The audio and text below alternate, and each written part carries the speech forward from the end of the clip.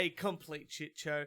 I am Turch, and with me, back again in the studio, back from last week's episode from the studio, it's my co-host, the CEO, the man with all the legroom in the world. It's Kieran. Thank you very much. How are you, buddy? I'm doing very well, very well. I've gone out. I've bought some. I talked about last week. We talked about fitted sheets. We did do the fitted sheets. I've got some extra length fitted sheets. I'm very proud of you. And changing the bed, my life has changed. How much did you spend on those fitted sheets? Oh, I don't know. I just swipe the card. Swipe the card and hope for the best. Not too much. I think when you come to these accessories, you either have got to spend not much, or you've got to spend a hell of a lot. That's right. Because if you spend a hell of a lot, you can get really excited about the 2,000 thread Egyptian cotton bed sheets, or you don't spend that much money and you know that that's going to last us 6 months. I'm very proud of us. Like, this is probably one of the first episodes ever where it's like canonical. Is that the word? Yeah. Like, you have to listen to the previous one to understand what we were talking about at the last one there. But we really did do that episode last week, talking about bed sheets. It got really girly, our episode last week. It did get very girly last week. I'm glad I brought in the cuckold. I should have brought the clips in for the cuckold I was a little bit surprised you didn't bring the clips in. Look, I was a little bit You're normally lazy more last organised. week. I was a little bit lazy last week. And I just didn't know how to use the technology to get the clips. That was the biggest issue I think I had with You're also a little bit. I mean, if I can give you a critique, Turch. Usually I get Jess to help me out with getting the clips for the show. Yeah. And she usually does all the work. But this time she was just too busy, and I don't know how to do it. You don't know how to, right? Yeah. Well, I'm just going to give you a bit of a critique. You're a little bit flat last week. I was a little bit in flat the middle. You're a bit flat. Yeah, and I think you fed off that energy as well, and you became a little bit flat too. So I'm really sorry about that, but I've got super high energy this time. We don't have any of the dogs running around this time. Dweezil's safe in the other room. We've both got a lovely whiskey, Collins, which is our drink of choice. Please, Dimple, sponsor us as a podcast. Yes, cheers to that one. I really enjoy this drink. This is the news. This is our summer drink. This is our drink. This is our drink, I think. Yeah. So you will be hearing us drink that throughout the show, which is all very exciting. It's going to turn us up a little bit. Makes it a little bit tastier on the show, and that's the important thing. But very good episode last week. And we've been doing our conspiracy theory show. We will get to that later on because something big happened. Something double big on two accounts. It's like another conspiracy happened. Definitely another conspiracy that's happening. It's happening here. I don't know how it's happening, but oh my goodness gracious me! But definitely we've got to talk about one of our conspiracy theory episodes, and we will get to that during my rant section. But Kieran, you have a rant. Would you like to start? I'll start, please. What's the manga? I'm over movies. Done. I'm never going to a cinema again. There are two exceptions to this rule. Yes. But I'm done. Yes. The cinemas are crap. Yes. The cinemas are useless. Yes. I fucking hate people. I have to deal with people in the cinemas. I'm done with the cinemas. You're done with the cinemas. I went to see Bob Oakton's new film with the shooting and the banging, and it was at Hoyt's with the recliner chairs. Yes. Legroom was not a problem. Fantastic. I know you're all going, Kieran's at the movies. What happened to the legroom? We've got to get the legroom. Right. In fact, I even got pizza delivered. To the cinema. Yeah. Yep. To your seat, yep. Right. So, it's ticking all the boxes. That's so far so good. Ticking all the boxes. And it was very enjoyable. And then the movie had started. We're about 10 minutes in. And a couple arrives late. Oh. Late. That's fine. Now I'm back row center, which is I don't go to the cinemas unless I'm back row center. That's fair. Right? That's how I like it. I like to observe everything that's going on. And they come to sit in the back row. Now they're a little bit away. A little bit away. Okay, that's fine. Got some distance. Got some COVID distance. Got some distance, yeah. And then maybe 10 minutes in, there was two of them. One was a lot larger than the other one. It gets up, and I hear her say, "I'm really thirsty." Yeah. Not in a whispering voice, but in a talking softly voice, but loud in a cinema. Yeah. and she walks down the stairs. Well, actually, she doesn't walk. She thumps down the Oh, stairs. so she's the bigger one of the two. Yeah. And she's thump, thump, thump, thump, thump, thump, thump, thump. Yeah. All right, she disappears. Okay, continuing with the movie. She comes back. Thump, thump, thump, thump, thump, thump, thump, thump, thump. Her phone is not turned off. And I start hearing it going, bring, bring. Okay, all right. She checks her phone. I'm getting the light in the corner of my eye. Yeah. She must have screenshotted about 5 times throughout the film. And you hear the... Yeah. At one point, I'm giving her the glare. Yes, that's good. The good glare. Yeah. She never noticed my glare. She's too busy with the phone. And I had a pizza on my lap. You can see the problem here. I really wanted to get up and go, do you mind? What... How do you get buying a ticket for a film and being on your phone the entire movie? But you said it was an action film. It was an action film. Yeah, she doesn't care about the film. She's there because her partner... Well, it was 2 females. Oh! And I don't think they were partners. Right. Okay. So what? She's not being dragged along to this. No, it doesn't sound like it. She's just going because she's... Her partner also gets up. So, in the movie, they both get up twice. Okay, that's a lot of getting up. Separately. That's a lot of getting up. That's so it's 4 get-ups. Yeah. And I'm like, are they doing coke in the bathroom? Why are they getting up 4 times? Like, what's going on? They're very fidgety. Yeah. The drink bottle is very loud. You can hear them. Yeah. I could also be criticised for being loud because I had the popcorn with the M&Ms in it, and throughout the film, Skittle Brow and Homer Simpson drink. And then I was beer like, with Skittles in then it. I was like, I actually prefer the M&Ms compared to the popcorn. So I'm trying to search through my popcorn after the pizza's finished, trying to just find the M&Ms. What a journey that is. Anyway, the glare didn't work. The light from the phone, the sound from the phone, really annoyed me. So the only time I'm going to the movies now, the only time, is if it's at IMAX. Yep. And I'm in the premium section. Yeah. Or I go to gold class. What about... Well, the riff-raff need to be priced out. I'm no longer dealing with the riff-raff. We finally did it, Kieran, by the way. We finally saw a film together. We did. Yeah. It's not like sitting in the same room watching that Black Family Christmas film or Home Alone. Yeah. We actually went to a cinema. Yeah. And watched a film together. So we, on Good Friday, with a couple of other friends, went and watched Life of Brian. In an outdoor cinema. Would you go back to one of those? I would go back to one of those, yes. But people do get priced out. The riff-raff do get priced out there. The only issue I had there... There was no riff-raff there. There wasn't, no. And there was a bar there. There was a bar there. So I was very happy. The only problem I had with that place was... Don't sit near the toilets. Well, we sat... Yeah. But there was no food. Ah, yes. You had to bring your own food. You had to bring your own food. And they didn't really specify that, I was expecting that there would be burgers or chips or... at least hot dogs or something. Hot dogs, yeah. But, but we did get some fish and chips and that worked out pretty goddamn well, I got to admit. The burger from the fish and chip shop was delicious. Yeah, yours are good. So I feel like that outdoor cinema, yes, was lacking. But that's fine. We could have probably ordered Uber Eats there. That's what I was thinking at the end of the day. I'm like, to Jess, we could have just ordered Uber Eats for everybody and just... And let them walk in. Let them walk in. Here you go. Fuck off. Yeah. Well, there's no riff-raff. I'm sick of the riff-raff. There was even a dog. See the little puppy dog behind us? Oh, I was wondering what was making a bit of noise. It was a puppy dog. And then Jess is like, oh, we should bring Doisel here. And I go, that is a terrible idea. He would just be running around like an idiot. He would jump off the edge of the little... into the bay. Yeah. Not so good.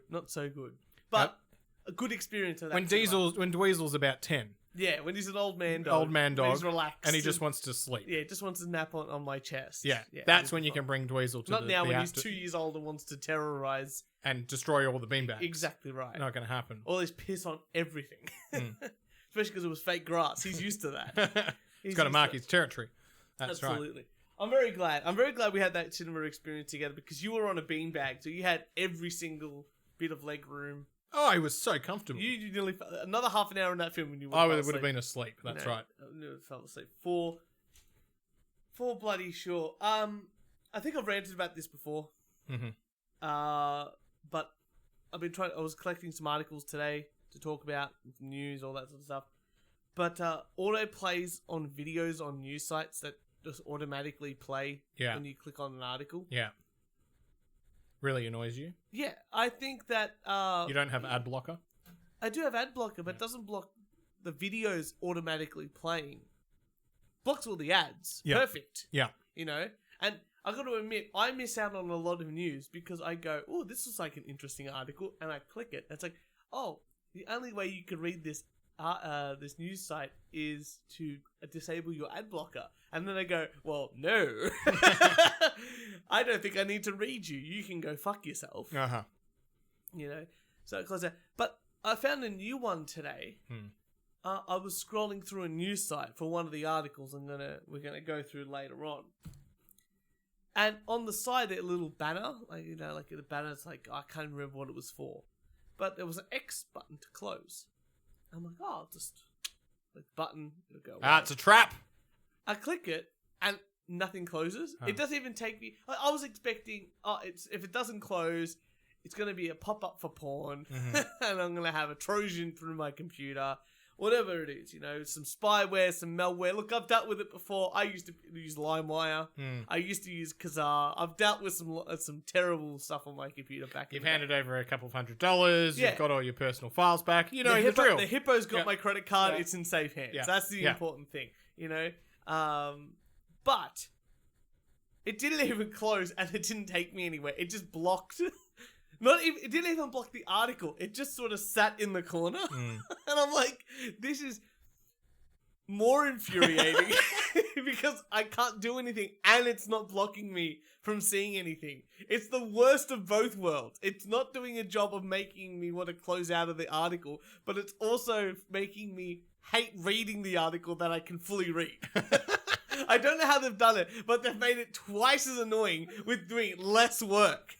And then now I'm going to be like, well, my ad block's obviously not working, so I need another ad block onto the 3 that I've already got. You have 3 ad blocks. I have the one for YouTube. Have you got the YouTube one? Yeah. Got to put the YouTube. YouTube. I'm on premium. Oh, I'm a pain for that shit. Yeah. Yeah. I've got regular ad block and I've got an advanced one. Well, now you need the advanced. I know. I need a third one. You need the triple advanced. You need the the ad blocker pro. Ugh, I'm not paying for that. I'll just download a legal copy of it. I don't care if I get I can deal with spyware and malware. Yeah. I can get rid of those myself. I can clean out my registry line by line. I know what it is. I have no idea what you're talking about, but that's great. So computer nerds, all the women in the audience are moisters at the moment, right? But I can do that. But I can't deal with all this sort of little nitty-gritty bullshit sometimes that it's like, I'm gonna pay for something I can definitely do myself for free. Might take an extra bit of time, but I'm not paying a subscription fee to an ad block. There's just no way in hell. But speaking of things annoying me, I'm gonna talk about getting unfairly banned. Unfairly banned from the internet. Turch. So, we're both in the same boat. But first of all, before we get to the thing that happened to us, I'm gonna talk about another show that I was recently on. So this all happened really recently, and I got real nervous that I was the catalyst. Because I've been on other shows. I've been on Man Brain Show, anime podcast, and we did a show where we were looking through women's OnlyFans account or the OnlyFans on Twitter, rating them, all that sort of thing. And obviously we couldn't upload that to YouTube, so he uploaded that to Pornhub and to Xvideo. Yeah. And that video and his account got banned on both. We tried to upload a video to Pornhub, and we also, the We Only Do One Take podcast was banned. Was banned off Pornhub. So officially, you and I have both been officially banned from Pornhub. Me twice, and I've also been banned off Xvideo. But then I was recently on. We talked about this, about the Shannon Knoll stuff. Recently on Shitty Song of the Week, one of my favorite podcasts with Brandon, and I go last Friday, Good Friday. I thought, what's this? I gotta go take the dog for a walk. Latest episode of Shitty song of So the week. Yeah, I'm going to pump it out. I'm going to take Dweez for a walk. 40 minutes, listen to the show. Perfect. And it's not on Spotify anymore. They're off Spotify. And I went, what the hell? I'm like, okay. So I searched for them. Like, I really want to listen to this show. Search for them. And even on iTunes, none of their episodes are there. Which is the name of the show. I'm like, what the hell's going on? Brandon puts up a post on Shitty Song of the Week Twitter page saying, we've had to shut down the show because an artist got angry at the show and DCMA'd.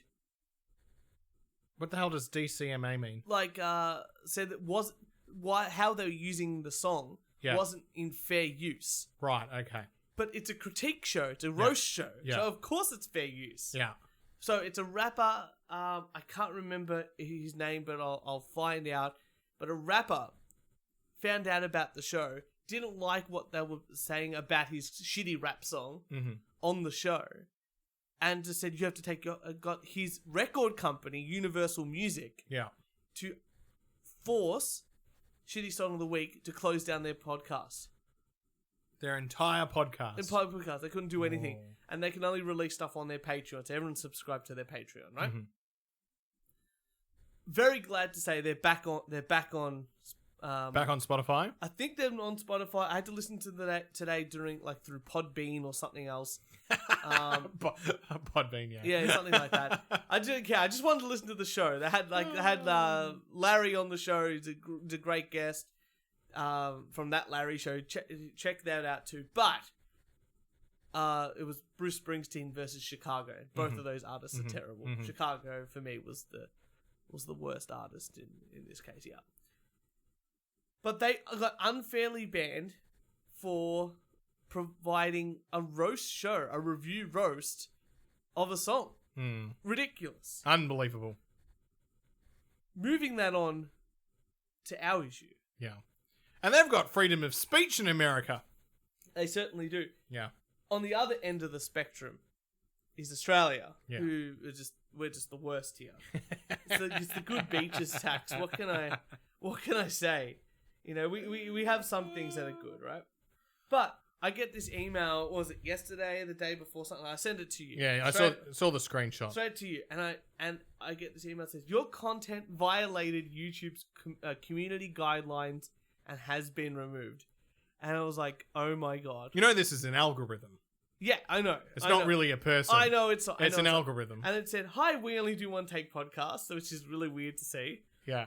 Our team has reviewed your content and unfortunately we think it violates our violent or graphic content policy. We've removed the following content from YouTube and the YouTube video is the Conspiracy Theory Episode 1, The Fall of the Cabal, Parts 1 and 2. That show there. And they said, we know this might be disappointing. I didn't think there was anything violent or graphic. Well, it says, we might know this is a bit disappointing, but it's important to us that YouTube is a safe place for all content breaks the rules, we remove it.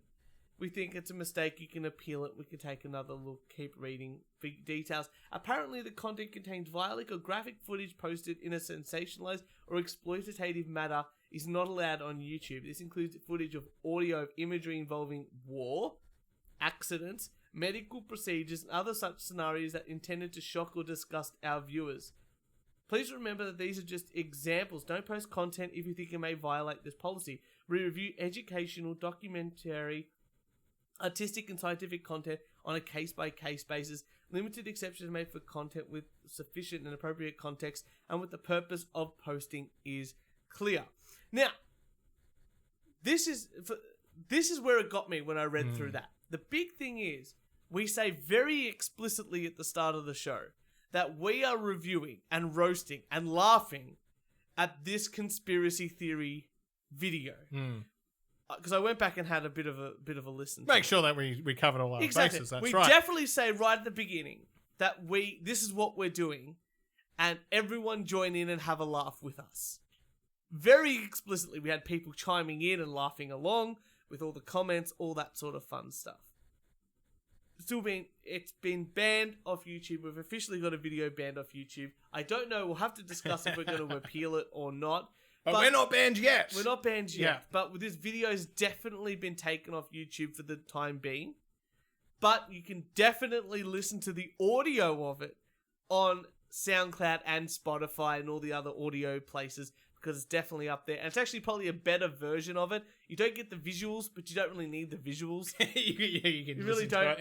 And it's actually edited without the crappy like jumps with the audio, because we did have some issues with the video at one stage. So it's actually probably a better listening experience, and you could take it on the road as well. But we've been unfairly, I think, unfairly targeted. I don't know why. The second Cabal video hasn't been taken down yet. And I'm waiting for the Spirit Science one for the guy that runs the Spirit Science channel to find it and take it down. But for now, we're enjoying being up, and we will continue. I think now we have to finish the Cabal. Yeah, now we do. Now we have to absolutely smash through the Cabal episode 3, 4, 5, 6, 7, and 8, 9, and 10. And do that. So we'll hopefully do it this weekend, maybe next weekend, over 2 weekends. I think that's a good way of doing it.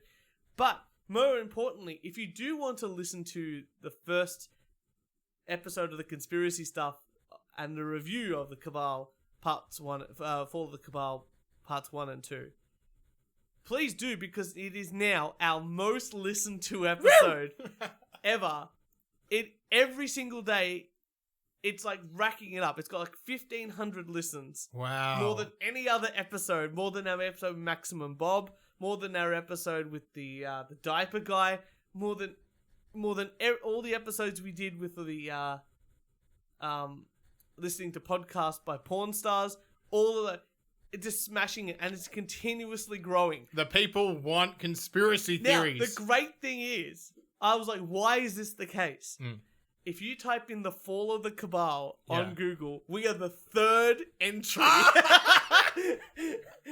Have a look at this. Look at this.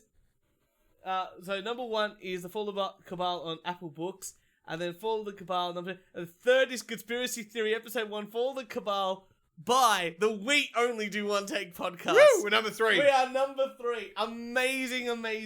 Bronze medal to us. So, you know what? I'll fucking take it. You know that meme of the bronze medal guy, and he's doing celebrating, he's got the champagne, the guys on first and second looking at him like, what the hell are you doing? That's us. We're shaking it around, really having a great time. Number 3, baby. Number 3, baby. We'll fucking take it. Number 3, I think bronze is better than second.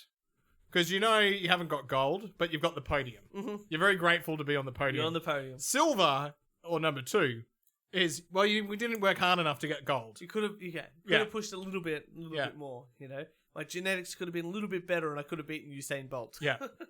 But bronze, you're just like, fucking hell, I made it. I made it here. Bronze always goes to one of those third world countries that's competing against the first world.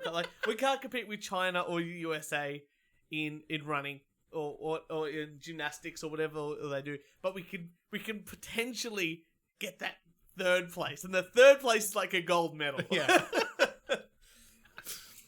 Woo! So we're 3rd, baby. We're 3rd in when you search for the Fall of the Cabal. Well, celebration drinks. Absolutely. Smash them down. But Kieran, do you have some news for us? I do have some news. Fucking hell. I still can't believe it. 3 or 4 platforms we've been banned on. Well, Turch, I thought I'd update you. You know about the recent shipping delays. With the Evergreen? Is it Evergreen? Around the world. Well, ladies and gentlemen, there are ketchup or tomato sauce shortages. Hits restaurants across the United States. Oh, amazing. And potentially around the world. As first reported by the Wall Street Journal, a very reputable... Ketchup or catsup? Ketchup. Yeah, okay. I had to confirm that one. Ketchup packets are apparently in short supply right now, as restaurants and fast food chains are struggling to keep up with the demand. Ketchup has always been a staple condiment for Americans, but since the pandemic forced many restaurants to ramp up their takeout game, the demand for those handy individual packets quickly skyrocketed. And the rules of supply and demand have led to a 13% increase in ketchup packet prices since 2020. I think if you got stock, buy ketchup. Yeah. Ketchup packets. Heinz stock.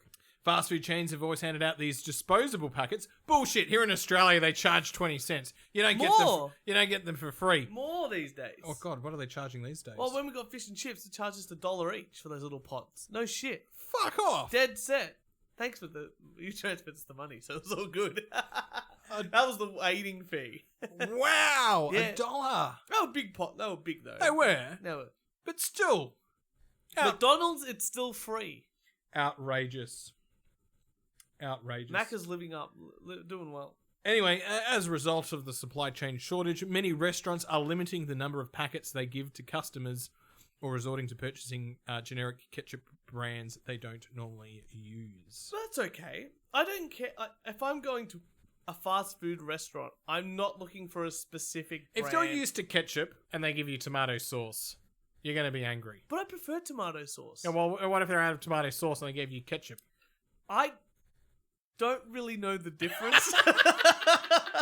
Is that just a me thing? Like, I just buy whatever tomato... Like, I buy the big jug of the tomato sauce and just refill the bottle. I don't Which care. brand do you buy? I don't even know. Probably Uh-huh. the one from Aldi or Colway or whatever it is. I don't care. White Crow all the way. You're a white crow man. Now, I- here's the real question. Do you put it in the fridge? I've got no idea Or do what you tomato put- sauce I buy either. I just get tomato sauce. Yeah, it's like, oh, that's on special. But for some people, it makes a big deal. It Yeah, is a big Jess- deal which Jess- tomato sauce they Jess's have. family are very specific. They have white crow and they have a Heinz or something else. Yeah.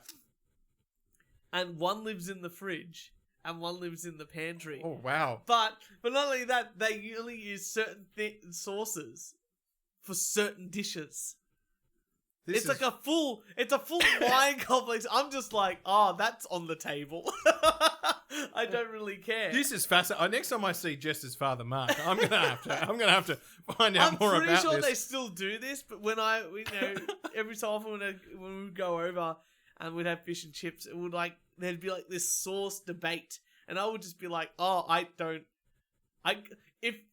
if someone put 2 tomato sauces or a ketchup next to me and I tasted them, I wouldn't even know what to taste. Yeah. Like with a Scotch, I'd be able to go, yeah, this is a more expensive one than this one. I probably could tell you maybe a brand or where it's from roughly. Whereas tomato sauce, man, I don't know the difference between the Coles one, the high-end White Crow, or I don't know. Could you? We were away at Phillip Island a couple of years ago, and our good friend Sarah, because I was going out to the shops and I had to get the tomato sauce, told me to get a very specific brand, and I know I got the cheapest one I could find. Perfect. And she was very upset. But you...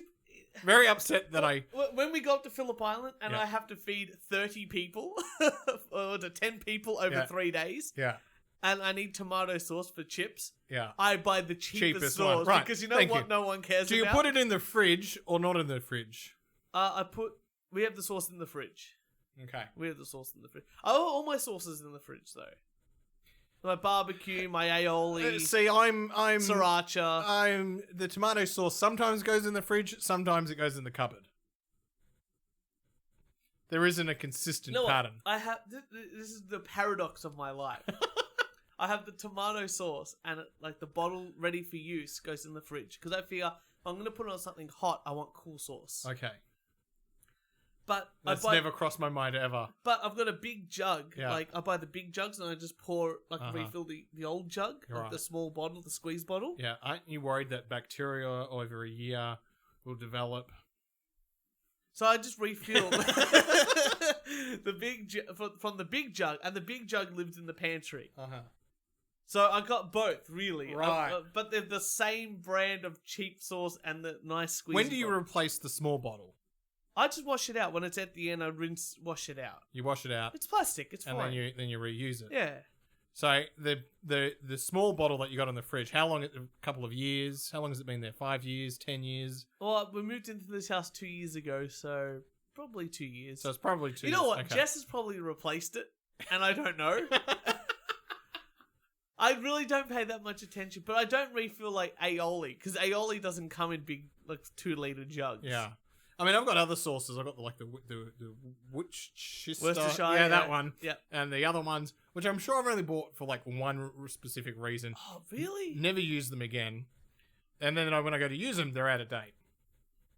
I don't think Worcestershire sauce goes out of date. Oh, look, this stuff goes out of date. I don't know. I got a whole bunch of like fish sauce. Oh, it's good. A little bit in the stir fries. Gonna get some soy sauce. Yeah.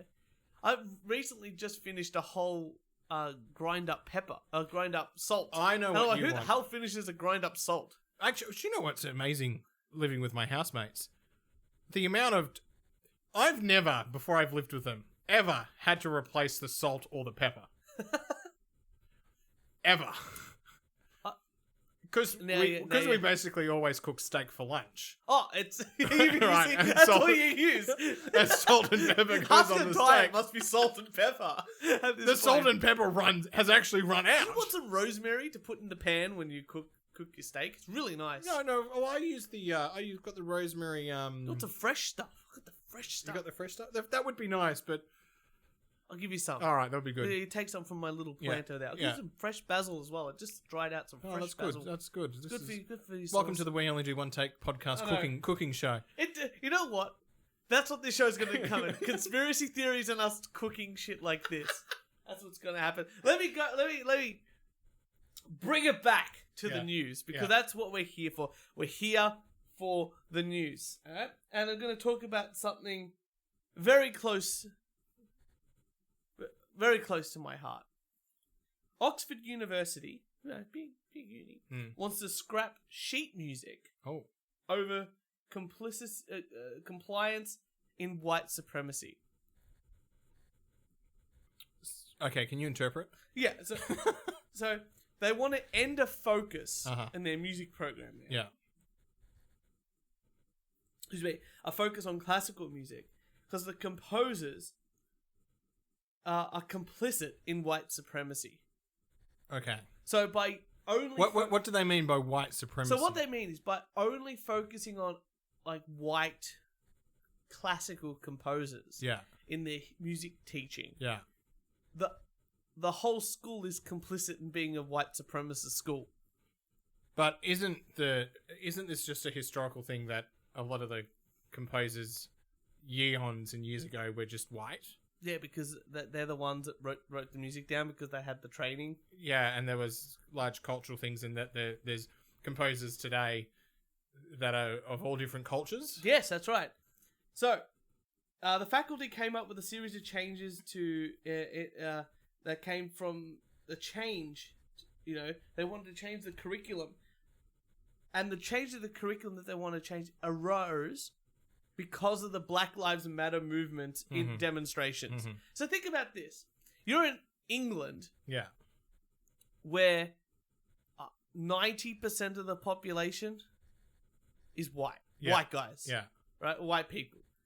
And because of a demonstration that happened in America, you're changing your curriculum about teaching music to not include as much sheet music or the way or focusing on white people's music.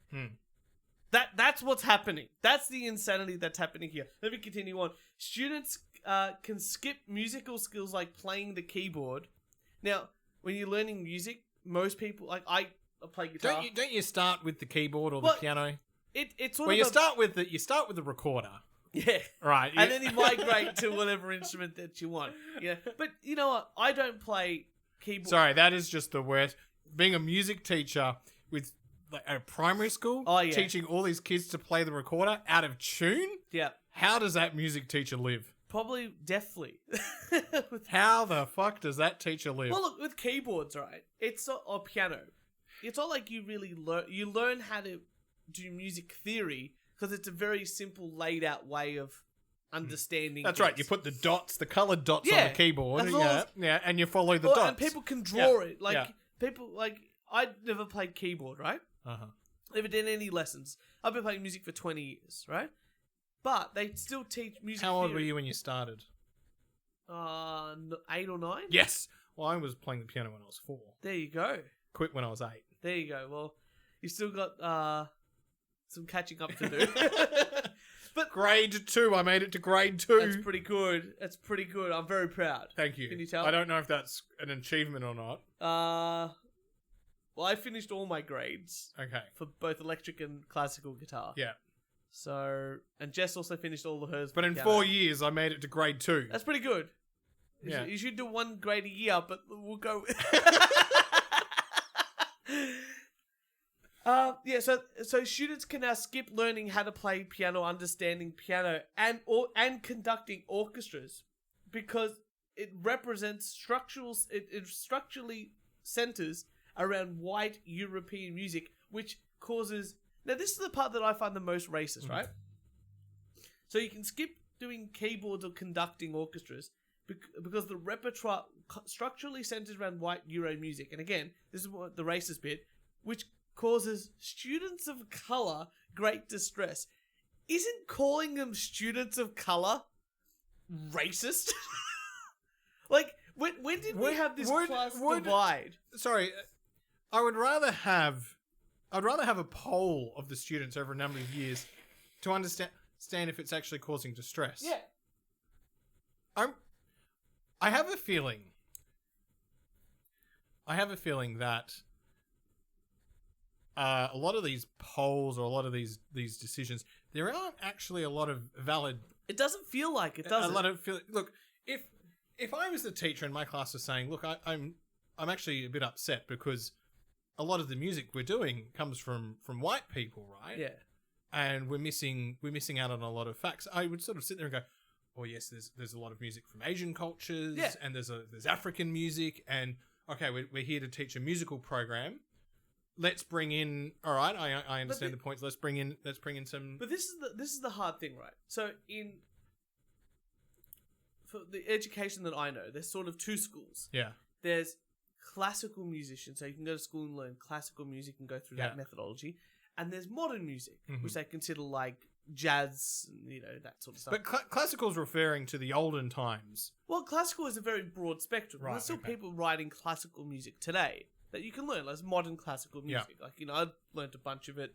You can learn Debussy, and you can learn, I can't remember the gentleman's name now, but there's a bunch of stuff by male and female artists that are still writing today. Okay. And there's all the classics where you your Bach, your Beethoven, your Vivaldi, all that sort of stuff, right? And you go, great, that's what you can learn. But then, if you want to learn modern music, well, you learn a lot of the Beatles, you learn a lot of, big band stuff, you learn a lot of blues stuff, which comes from like B.B. King, Albert King, all that sort of fun stuff. Jimi Hendrix, as soon as you get to modern music, it's a fucking free-for-all. You got everyone from like bands like, Frank Zappa, who had a crazy mixed band. You've got all of Parliament, who I love, with, Funkadelic and all that sort of stuff, which are all a bunch of black guys. And then you've got bands like The Police, who are a fantastic bunch of European Englishmen, right? And you got Queen, who's got a gay, Armenian. Is he Armenian? Something. Basically, gay I've man seen the movie, but And then you got you go into the metal, where you've got a really wide spectrum of, you got Judas Priest, one of the biggest rock bands of all time, heavy metal bands of all time, pioneers, and the lead guy is this very flamboyant gay man, and everyone loves him. And then you've got black metal with bands that are actually black guys, which is a Swedish or a Scandinavian type of metal, and everything in between. Now, yes, you know what? Your classical music education might focus on white guys' music. That's because a lot of white guys wrote a lot of classical music. Yeah, right. You know what they didn't write? Heavy metal. Well, 1, heavy metal. 2, 16th century Japanese music. Yeah. Because the Western way of learning an instrument, we use a certain set of tones. So we use a scale that has a chromatic scale that has 13 notes. Right. Okay. Whereas the and a B, scale A, C. Yeah, and then we have scales which have 8 notes. So like a C scale, C, D, A, B, C, D, E, F, G, A, B, C. Okay. 8 notes. Whereas like Indian scales or Asian type scale, like the Japanese way, have a different way of categorizing things. Well, they don't have a music notation system as diverse and as complex as the Western. Mm-hmm. Just not, the Africans don't. The South Americans don't. But we have this way, and it's not perfect by any means. It doesn't really take into account. It's a system. It's an alphabet. Yeah. And, like how they keep adding words to the alphabet. Yeah. It's the same for musical language. Like, yes, this is a note, but how do you say play that note with guitar fuzz in the background and a harmonic above it? Well, there's no real notation for that, so people just make it up. Yeah. And eventually it becomes part of normal culture, just like words. Or emojis. We automatically know that an eggplant emoji means penis. But when they initially made it, I'm pretty sure they just meant eggplant. You know what I mean? Like, can you pick me up some eggplant at the shops? Yeah. I'm really looking forward to your eggplant. You know what I mean? It's a very different connotation. It's an understanding. And the final thing they said here, right, is what makes all of this worse is that the majority of the teachers at Oxford University teaching music are white males. Now, in my head, I'm like, okay, if it's 90% or less, that's about right. Yeah, because that's just what's happening the demographic, in the right? Yeah. You can't go, we want 50% black guys or 50% black people teaching music when your population is, China will never have 50% white people teaching. Because you know what? Out of the 2 billion people they have there, they have like 6 white guys. And they don't even like black guys in Asia. So getting like 10% white black people in there to teach music or anything is probably not going to happen. Japan is 99.99% Japanese people. Yeah.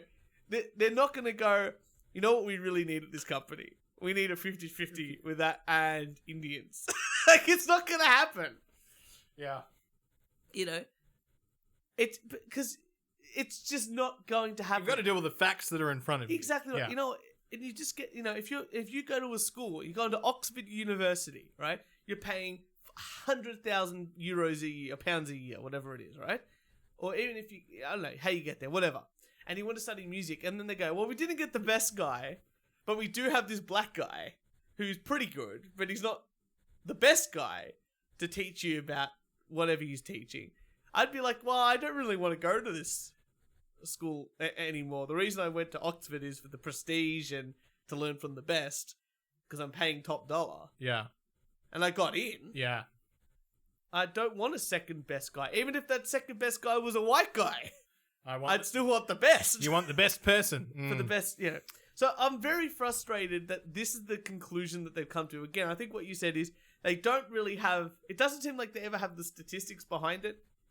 But at the end of the day, if you want to learn classical music, I'd probably go to an old white guy to learn it. And if I wanted to learn about rap music, I'd probably go to a black guy. I think most people just go... I actually think most people don't think about race. I think they just go, I want to learn music. Yeah. Oh, there's this person in my area. I'm just going to go see them. Oh, I heard really good things. Yeah. Word of mouth. Yeah. If he was a really good guitar teacher and you want to learn guitar and you rock up there and he's a 97-year-old blind black guy, you go, great. He's the best. If it's a 22-year-old virtuoso on guitar and it just happens to be a paraplegic woman that's in a wheelchair, that's also half Aboriginal and half Native American, but they can teach guitar really well, let's do it. Yeah. I'm in. Yeah. People don't really care. I think they focus so much about what the person looks like rather than the... Remember what was that guy? The black guy, civil rights guy, Martin Luther King. Like, he didn't want to really be judged by the skin, but the content of his character. I think what they've seen that quote by a prominent black man that really fought for his rights to do things, and they've just gone, oh, that's lovely, but I'm going to put that in the bin. And what we're going to do is, like, does any black guy go, I'm really happy that they're going to get more black guys to teach classical music at Oxford? Like, they had the big Black Lives Matter demonstrations. And what did they want? They wanted police reform. And then the white guys go, you know what we can do? I got an idea. You know that university all the way in England where it's like not even close to where you are? I have an idea. Because there's different social issues. Oh, what we're gonna do? Oh wait, Kieran. You know what Yeah. we're gonna do? we're gonna have less classical music get taught there. Hey, how's that, black guys? You happy with that? No, not really. I'm pretty sure they just whoever's in the program just wants to learn the musical program. I think they just want to play music. Yeah. Turch. It happened tonight, so I figured I'd bring it up. Mm-hmm. Parents dropping in. Oh yeah. My parents love a good drop in. You know what's funny? We're at Easter with my parents. Yeah. And everyone loves Raymond's on the TV. And I just joke and I go, hey, Steph's go. Your mum is the grandmother in that everyone loves show. I'm glad you said it. Because I go to mum, hey, mum, that's me. She is a 7-minute drive from your house. I know. You are too close. She's moving to Rosebud soon. My sister bought a house. Yeah. And Dad is about a 10-minute drive. But she's got kids. She can drop off the kids. Right. That's fine. But I'm like, that is too close because Dad likes to do walks and he likes to do hour-long walks, which means he's walking to your house. Yeah. You're too close. It's true. Anyway, so everyone loves Raymond's on the TV and Robert and Ray are talking. And they go, Stefan's definitely Robert in this scene. And then my mum puts all the pieces in her head. And mum goes, that means I'm the mother and Jess is Deborah. And Jess... And I'm just like, that's it. Yes, that's the joke I was going to make, but now you're really offended by it.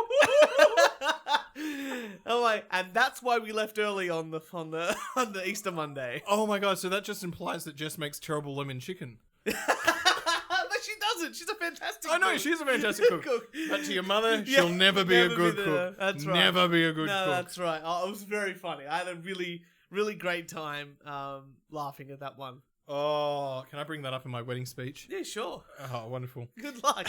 Good luck. My mum might kill you, but that's okay. I feel after the roast I'm going to give the bridesmaids. I'm going to be killed. I've got got die in style. I've got a news article for you, Turch. Oh. 5 hitmen jailed after each hired the other to carry out murder that was never committed. This is you. I can't be bothered killing someone. I know a guy that also does my job. I'll just hire him for less money. Yeah, all right. 6 people have been jailed after they each hired another hitman to carry out a murder that was never committed. Tan Yuhi, a real estate developer, hired a hitman to kill a business rival for 2 million yuan, which is about $220,000. That's a fair amount, yep. Right. However, the hitman then subcontracted the work to another hitman, who passed it on to another hitman, who apparently gave it to another hitman, who employed another hitman, who in turn engaged yet another hitman. Can you imagine if we went back to the original hitman? It's like, hey, I got a job for you. Wait a second. Oh, it gets even better. But instead of carrying out the hit, the final man met the ultimate intended victim, known by his last name as Wee, and offered to help him fake his death. Right. So the events began in 2013 when Mr. Wee filed a civil lawsuit against this other guy and his company. Concerned he could lose his money, Tan hired a contract killer and gave him $220,000. Z, then, who was the first man he hired, then contracted another assassin, Mo, to carry out the hit, offering him 1 million yuan, which is about $100,000 up front. And then he would offer him another $1 million after the hit was completed. Yeah. Which means the original guy was going to pocket $20,000. That's not bad for doing nothing. Just subcontracting it out. Yeah. Finder's fee. Yeah. So it just kept going down like this. So like fractional banking. Mo subcontracted the work to Yang, who agreed to the fee of 270,000 yuan, which is $30,000 Oh in my advance, god. He made a fucking mint.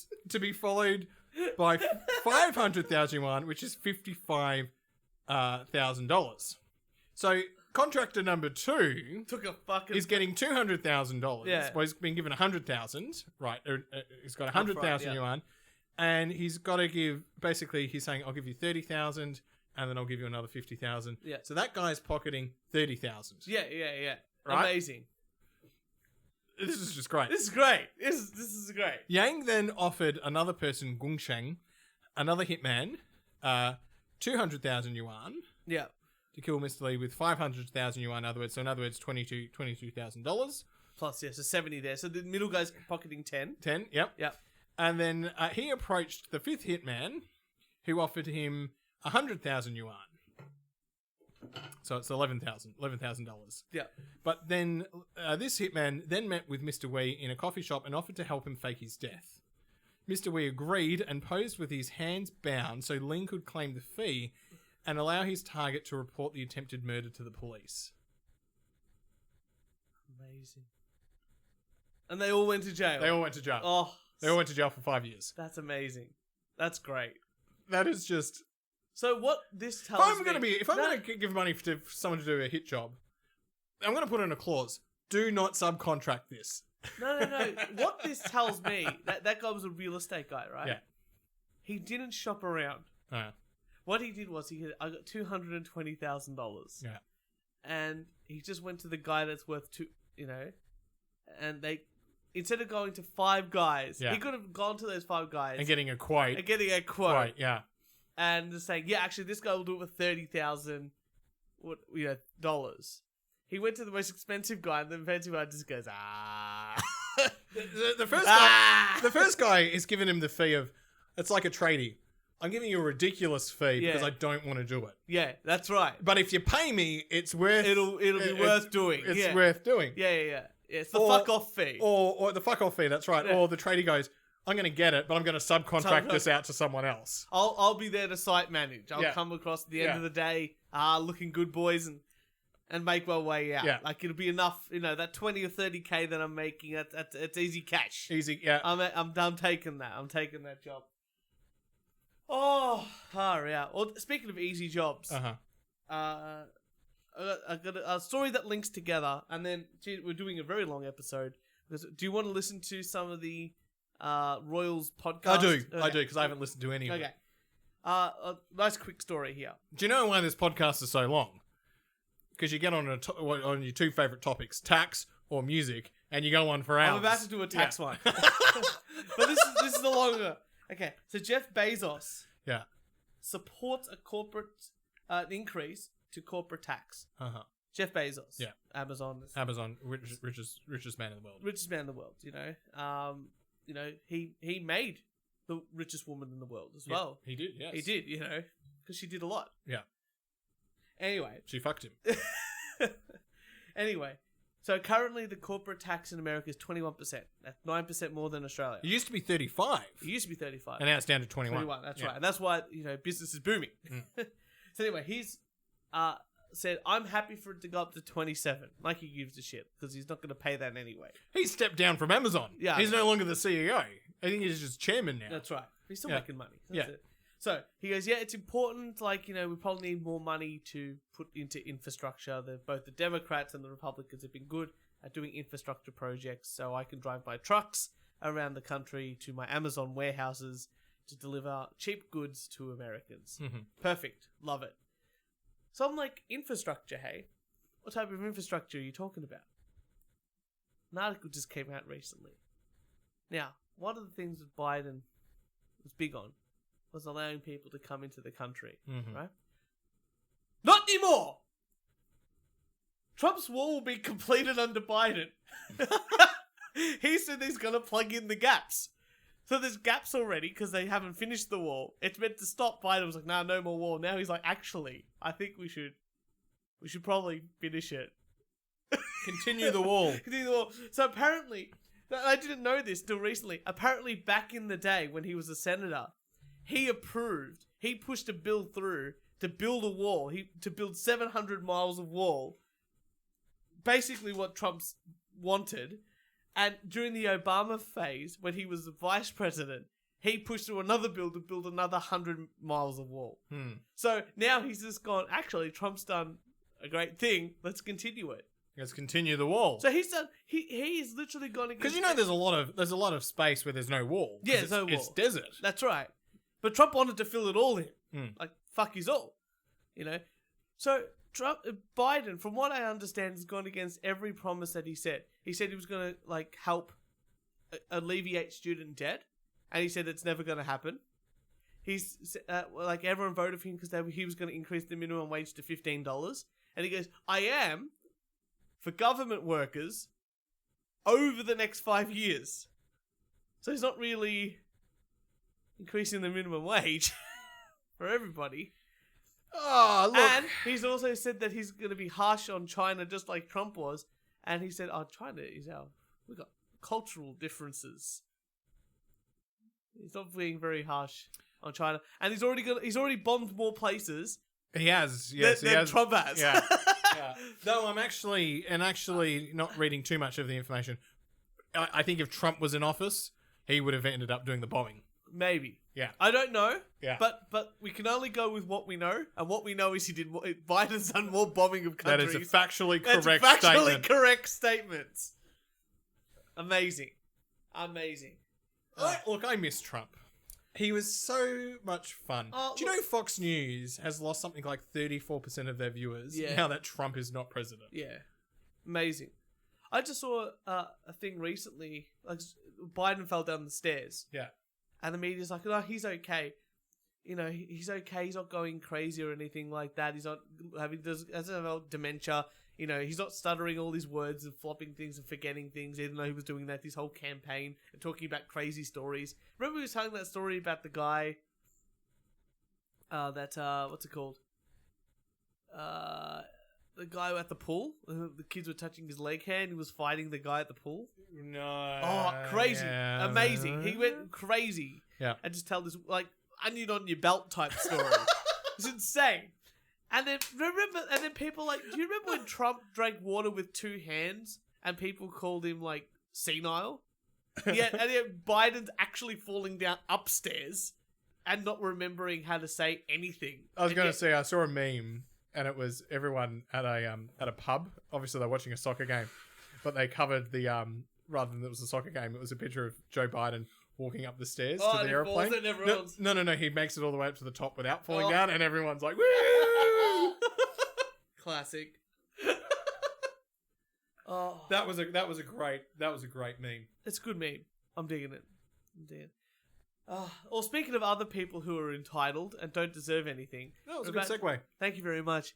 The Royals, the ex-Royals, whatever you want to call them. Hey, I'm backing the Royals. The ex-Royals. I say good on him. Harry was never going to be king. No. He was always going to be booted out. Yeah. And he wore the Nazi outfit once. He's left. Obviously, people aren't happy. He's left. He's trying to make it on his own. Well, yeah.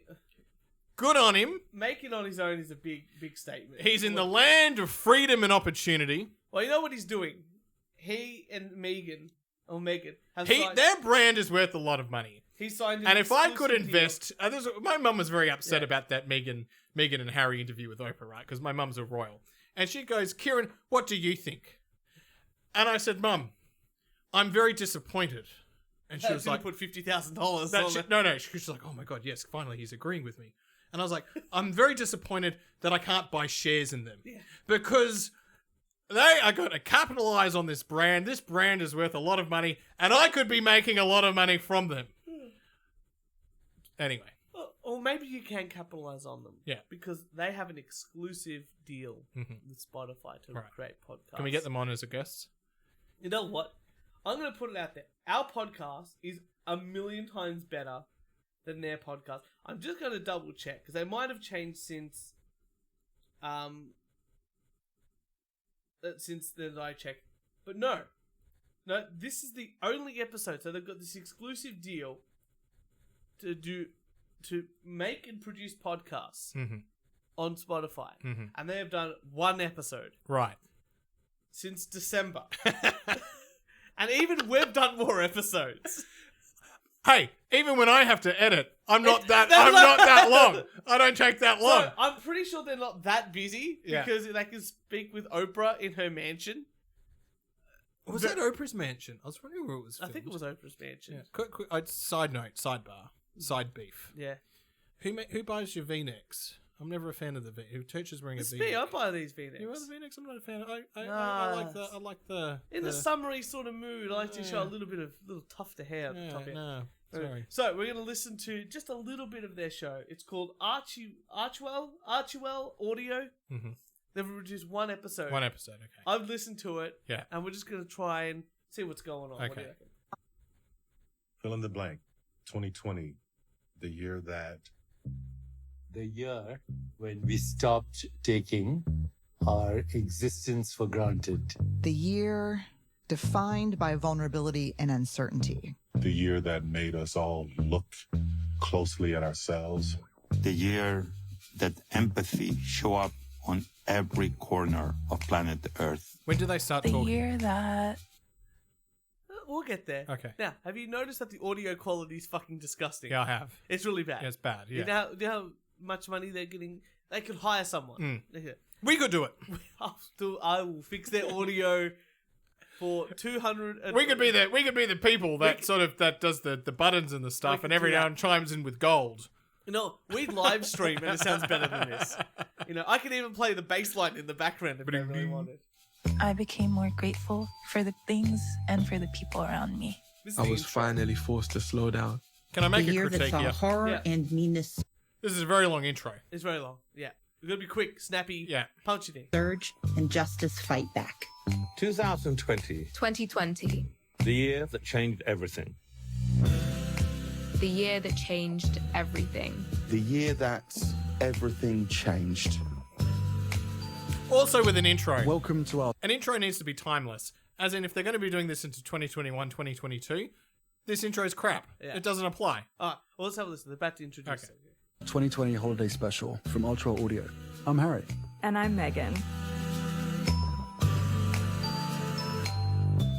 Thank you for joining us. So obviously all that previous stuff was pre-recorded. Mm-hmm. And now they've just started. Okay, they just started. We're glad you're here.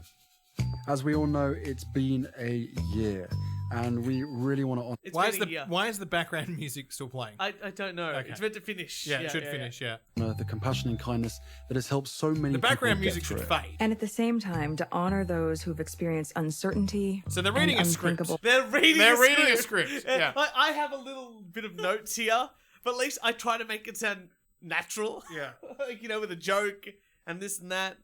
But they're just like, here is the script. You know, this is a bad podcast straight away. Let's get going. Loss. Our thoughts have been with you, especially during this holiday season. And in too many All right, instances, people weren't... They're not being royals making an announcement on the radio to everyone reading a script. They're doing a podcast. Yeah, so this podcast is about the year that was 2020. Yeah. That everyone suffered with and struggled with. I'm pretty sure you could do it without a script. I feel like I'm in high school having to do like a podcast for an assignment. Yeah. It's not quite there, but it's almost like the welcome to my year 10 podcast. Yeah. With me is Anthony. Thanks, Kieran, for having me on. Yeah. Our first topic is going to be remember cars. Remember that kids? Remember that podcast you wanted with the kids? Yeah. The YouTube one. That's what it sounds like, and it even had the music in the background. able to be at a loved one's side or say goodbye as they would have wished. We also want to thank healthcare workers, frontline service workers, and so many others for their sacrifices. Like Target workers and people that work at supermarkets and butchers for doing their job. Their job, right. Yep. Thank you, guys. Thank you. As we come to the end of this year and look to the future, let's hold on to the lessons that we've learned about how important it is to take care of one another and how meaningful our connections are, even when they're physically impossible. We thought, what if we can bring together some people that inspire us, people that we admire, and get their thoughts on what they learned from 2020. So, this is their first and only episode. And they've done a bit of an intro. They've thanked the healthcare workers. They've thanked... Do you know what? It's not genuine. It does not feel... It does not feel... Nothing feels real. So, what are they going to do? They're going to ask their friends to discuss what 2020 was about for them. So they've done this whole show. They've got a whole podcast. Yeah. Spotify like do a show.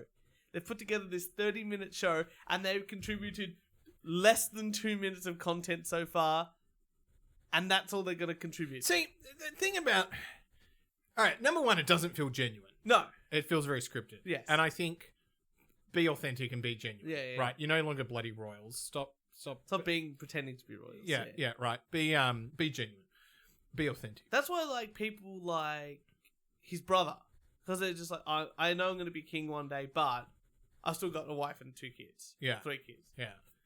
Now they could get any guest they want to come onto their podcast. Well, right. Shall we listen to? So they could get anyone, and I don't know who they've got coming on, but I would be expecting you to pull in.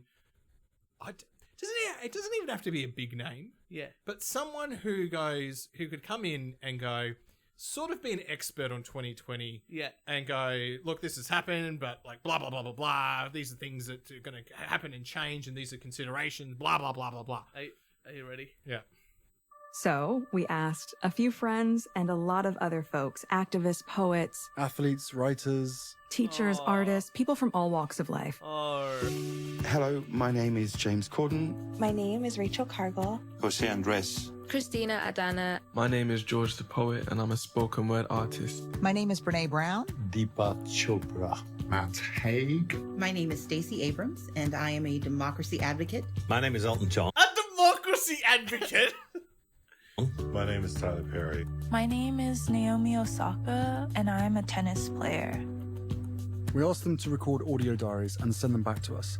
We were curious to hear what they'd reflect on when they had a moment to themselves, without navigating the sometimes awkward dance of a video chat, meaning no one having to say, "you're on mute," over and over again, which is probably one of the defining phrases of 2020. It's so true. We wanted to know what they'll remember about this year, how they'd explain it to future generations, what they learned about Are you themselves, making me listen to this? and what gives them hope. I just want to listen to the first person. Okay, because right now, kill me. Yeah, it's the worst thing. Kill me. Give me the teenagers any day. Me too. Yeah. Me too. But do you want to listen to at least one person? All right, let's... Their responses have given us a lot to think about. And it all came back to one thing, to the power of connection. We'll try not to interrupt too often, but we'll jump in here and there. We'll try not to interrupt. So they've done 3 minutes of audio. They've said, hey, some famous people. Tyler Perry. Tell us about your 2020 experience in an audio log and just send it to us whenever you can. That's our podcast. First episode, only episode ever done. Shall we listen? Make some intros. So sit back, grab a cozy beverage if you can. We hope this brings a little warmth, a smile, and something to think about. My name is Elton John. Well, we were in the middle of a tour, and then COVID started, and we came back to England in May, and it was very strange because we were going full pelt, and then all of a sudden, we ground to a halt. All right, no, stop. What is their mission? Because, all right. Look, our podcast isn't like the most structured of all shows. No. But we're very simple. We rant about things, we talk about the news, and then we just do, like, sometimes we review music, sometimes we have a guest on, sometimes we review podcasts, and sometimes we dedicate whole episodes to conspiracy theories. I think we take our listeners on. We know that they know the journey that they're about to go on.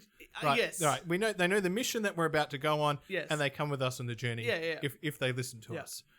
This is trying to inspire hope to the everyday person. Yes. Right, and at the moment, I'm hearing about Elton John's tour being cancelled.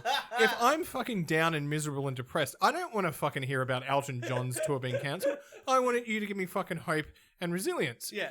If, however, the show was, you know what? We're going to do a show and we're going to hear how shit the celebrities' lives were. Okay.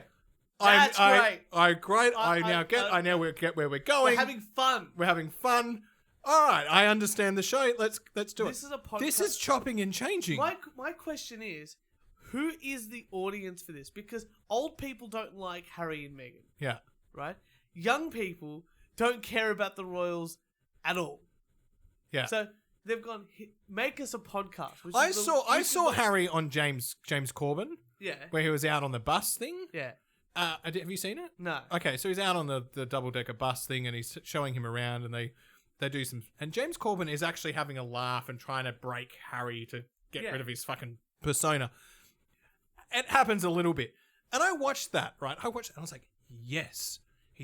Harry's now no longer constrained by being a royal. He can capitalize. He can be a bit authentic. Yes, he's a bit nervous, or maybe not nervous, but you've grown up for 35 years with these bloody rules, and you're basically transforming into a celebrity now. Yeah. Where you can say fuck, piss, shit, whatever. Who gives a fuck? Yeah. Right? Who gives a fuck? Just be you, and it looked like he was having fun, and I was like, yes, this is good, brilliant. I can good follow for your this. image. You're just. I'm here to be entertained, and you're going to entertain me. Don't fucking come and tell me how shit my life is and give me support. Just entertain me. Another little bit of this. Yeah. And then that's enough. Wait, where is the doctor or the expert on mental health who can give people strategies? They could get someone like that on their show if that's what it's about. Sorry, I'm very angry. Years old, and I'm a semi-diabetic, so I'm in a risky area there. I have an underlying condition, as they say. I've seen my immediate family, Zachary, Elijah, and David, all the time. But my relatives, who I love, haven't been able to see much of them at all. And I've only stayed connected with them by phone, of course, and by Zoom. My name is Matt Haig. So that was his experience. We had to cancel the tour. I came home. I got to see my immediate family, but not all my family. But I gave him a call. Thanks, Elton John. What pure insight. I am inspired to continue to live my life. They're being very royal where they don't say a lot.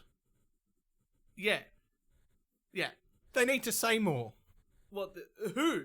The people that are running the show? Yeah. Or Harry and Meghan need to do more talking. They need to be hosts. Yeah, you know what? They don't even have the guest in the room. They've gone, here's all the audio we've collected. We're not going to make... They specifically say we're not going to make much comments. He says that. Yeah. And he's gone, we're not going to make much comments, but here's the clips that we've collected. That was a minute of Elton John. Maybe that's all they could afford. I don't know, right? But they've got a minute of Elton John and probably a minute of these other celebrities. And that's the show. Can you imagine? Spotify has probably given them $1 million to make the show. And they've gone, here's the first podcast. And they've gone, oh no. Oh no. Like, this is the same as giving Amy Schumer, like they gave her $1 million to make a podcast. The best thing that they got, Spotify, was Joe Rogan. Harry and Meghan will consult. We'll do a number of back and forths that never make it to air. We'll train you in how to run a podcast. We'll get you up to whatever your show's going to be, right? Because it takes a little while. It takes a little while to figure that out. Back and forth, and then bam, we'll get you out there. You know what's another thing? This is a married couple. They love each other. About to have a second kid, right? Where's the banter? Where's the chemistry? It sounds like we just got two random people off the street and gave them a script to read. Where's the fighting? Where's the love? Where's the smile? Like you can even tell the giggle that she did. Yeah. Or the joke that he said was scripted and she giggled. And she's an actress. Yeah. For some show that's off the air. James Corbin, there's probably scripted, but there's a part in that where she FaceTimes Harry and we get to see it, and she calls him Haz. Great. And then James Corbin's like, she calls you Haz, and he's like, yeah, she's my wife. And it was exactly. I was like, brilliant. Yeah. The walls are coming down. Jess and I don't go up to each other. Hello, darling. How are you today? We had a fantastic day at work with the emails that we received. No, I go. These fucking retards. Every fucking person was an absolute cunt today. That's a real, a married couple talking. Mm-hmm. But will you go back to Rosebud? And with that, I think we're going to wrap up the show. So if you'd like some, for all your wanking needs, make sure you follow us on SoundCloud, iTunes, Spotify, Instagram, Twitter, and Facebook. And make sure you subscribe to us on YouTube as well, because we're definitely going to get cancelled very soon on that. And if you'd like to send us some hate mail, a death threat, or a rant, record it on your phone or email us at weonlydoonetechpodcast@gmail.com. Kieran, so good to have you back in the studio after talking about sheets, cuckolds, and RuPaul's Drag Race. Last episode. I'm glad we really manned it up this episode. If you haven't listened to the last episode, go back and listen to the last episode. It's a killer. Yeah. It's a killer. And we will see you all next Thursday.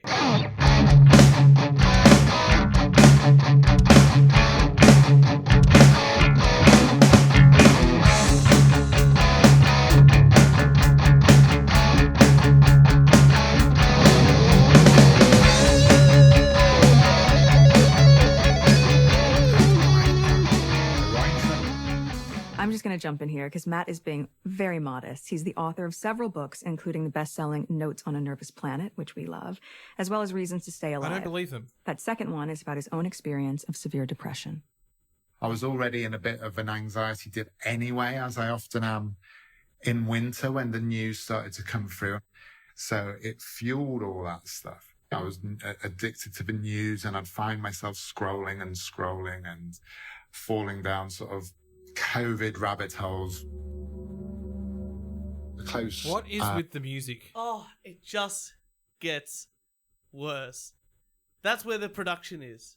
I can play a note on a keyboard as well. Oh wait, that's white supremacy. Playing notes on a keyboard. My mistake.